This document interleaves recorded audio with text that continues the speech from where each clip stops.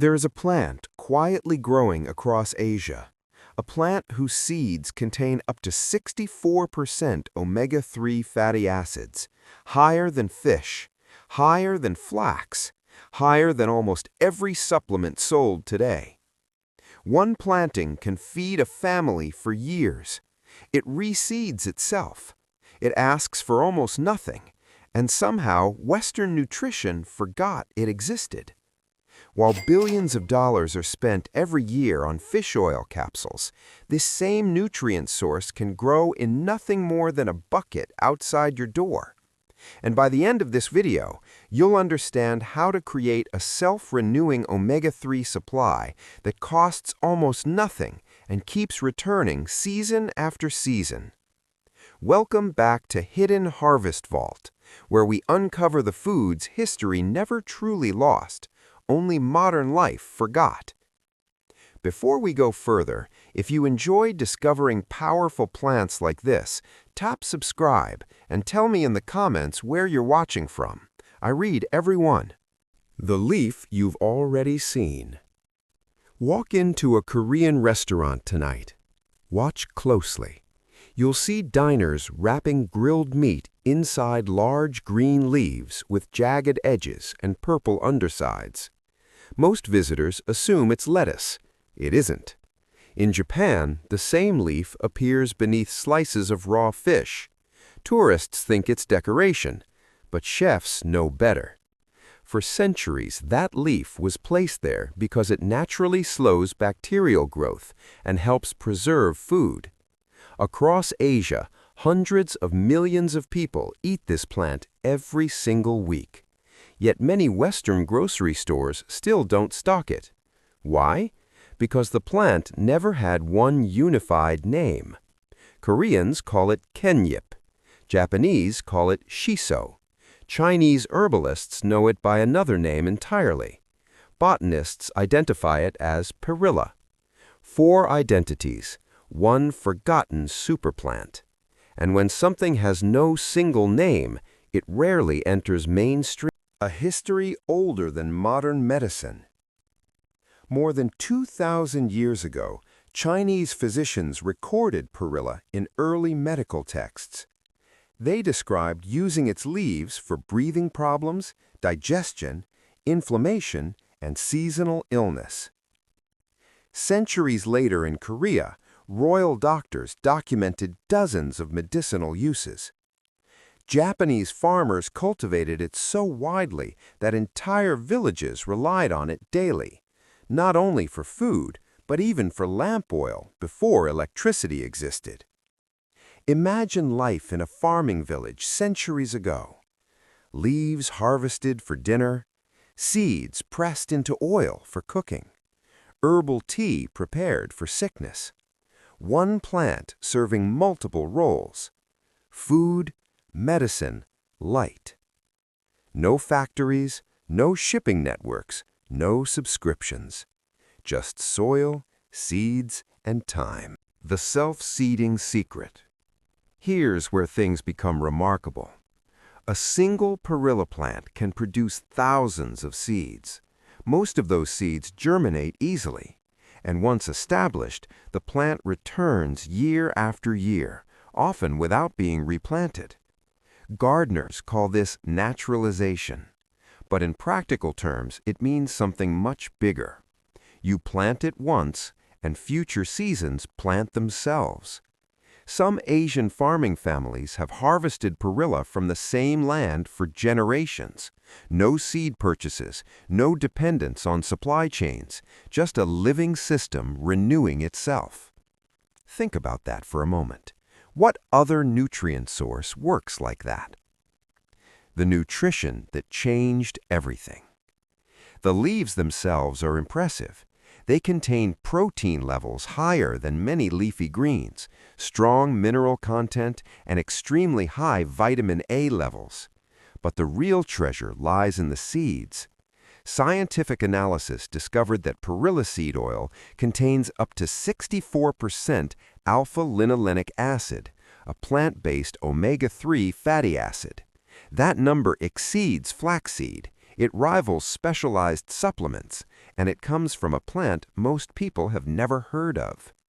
Meanwhile, the global omega-3 supplement industry earns billions selling bottled oils and capsules. So, here's an honest question. If a backyard plant can provide the same nutrient, why the West missed it? The answer isn't mystery. It's structure. Research follows funding. Funding follows profit. Profit follows products that can be controlled and sold repeatedly. Fish oil requires fishing fleets, factories, purification systems, packaging, marketing, and global shipping. Perilla requires sunlight and patience. A self-seeding plant cannot be patented, and what cannot be patented rarely receives large research budgets. For decades, valuable studies existed mostly in Korean, Japanese, and Chinese institutions outside Western databases. The knowledge wasn't hidden, it simply never crossed the language bridge. Modern science catches up. In recent decades, researchers began confirming what traditional cultures already practiced. Studies observed reductions in allergy symptoms linked to compounds in perilla leaves. Other research explored its anti-inflammatory effects and protective properties for brain health. Scientists identified compounds like rosmarinic acid, known to help regulate immune responses. In simple terms, ancient observation met modern verification. Sometimes science doesn't discover new truths, it just catches up with old ones. Engagement moment. Quick question for you. Have you ever heard of perilla before today? Type new in the comments if this is your first time learning about it, or known if you've seen it in Asian food or gardens. I'm curious how far this knowledge has already spread. Now let's talk practical steps. You don't need farmland, you don't even need a garden. A bucket works. 1. Soak seeds in water for about 24 hours. 2. Fill a container with basic soil. 3. Scatter seeds on the surface, do not bury them deeply. 4. Place in sunlight and keep lightly moist. Within a few weeks, seedlings appear. By mid-season, you'll have bushy plants covered in aromatic leaves. Harvest leaves regularly. Then allow a few plants to flower at the end of the season. Those flowers produce thousands of seeds, which fall and start next year's crop automatically. That's the entire system. Simple, repeatable, How people use it. Across Asia, perilla appears in daily meals. Leaves wrapped around grilled foods, fresh additions to soups and salads, herbal teas during seasonal illness, seeds pressed into cooking oil. The flavor sits somewhere between mint, basil, and anise, bright, herbal, and distinctive. And unlike fragile crops, perilla tolerates poor soil, irregular watering, and beginner mistakes. It behaves less like a delicate vegetable and more like a survivor. The resilience factor. Imagine a future where supply chains pause. Supplements become expensive, shipments slow, stores run short. Most nutrition systems depend on industry, but a self-seeding plant changes the equation. Each spring it returns on its own. Each harvest produces seeds for the future. Resilience isn't complicated technology. Sometimes resilience is simply a plant that refuses to disappear. The real reason it matters.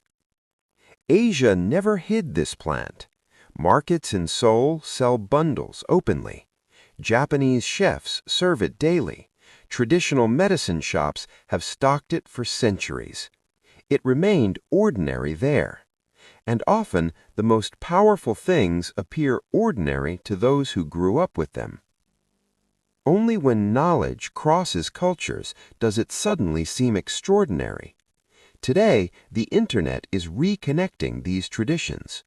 Gardeners are rediscovering perilla. Seed demand is rising. Information barriers are falling.